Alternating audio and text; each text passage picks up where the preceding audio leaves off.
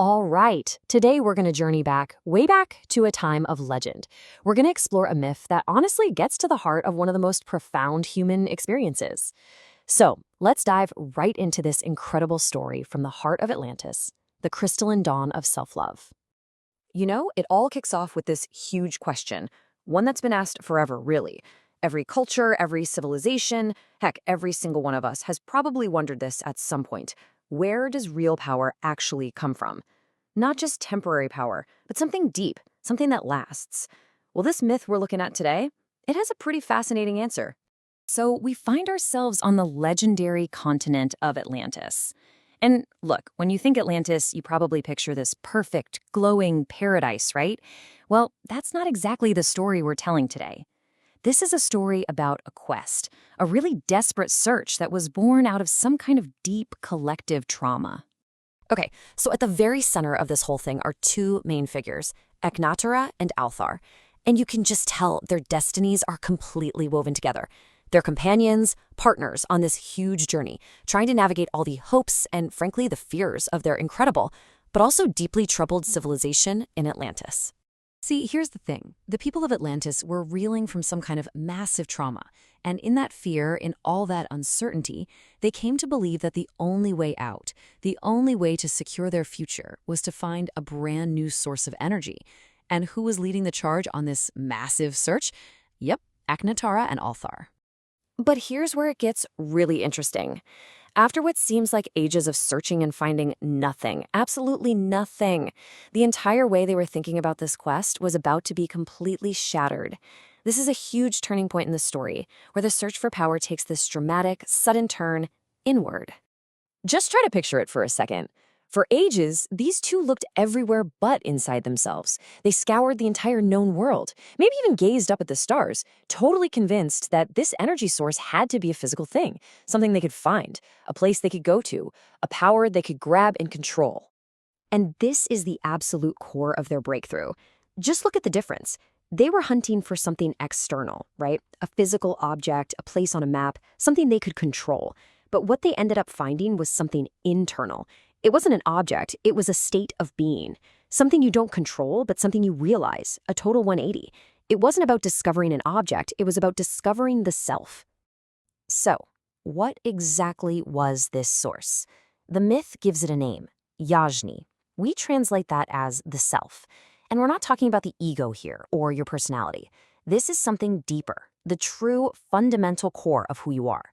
And the crazy part? It was the very thing they'd been looking for all along, the ultimate source of all energy, all consciousness, and it was inside them the whole time.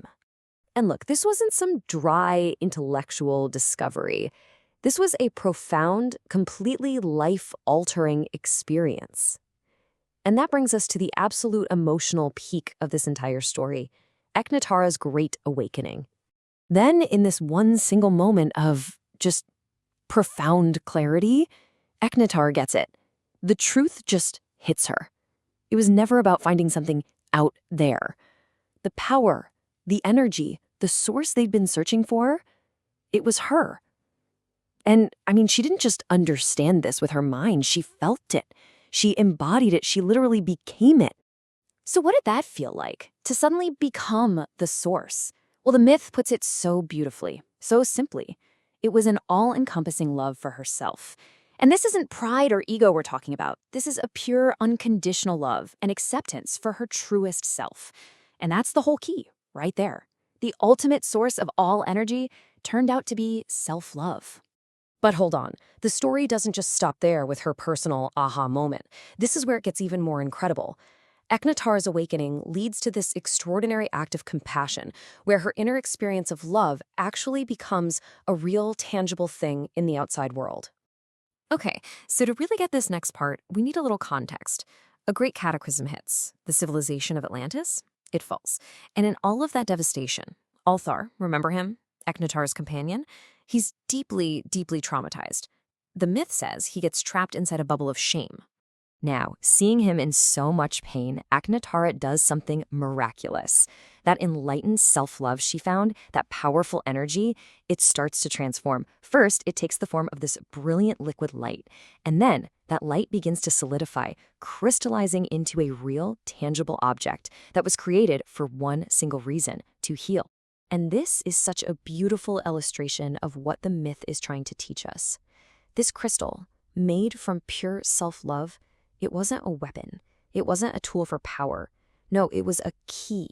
Its entire purpose was just to gently pierce that bubble of shame that was trapping Althar, to reach in with the light of love and help him finally heal. So when you boil it all down, what's this ancient story really telling us? Well, I think there are three huge takeaways. First, real power isn't something you go out and find. It's something you realize is already inside you. Second, self-love isn't just some fluffy feeling. It's a powerful, creative force that can actually do things.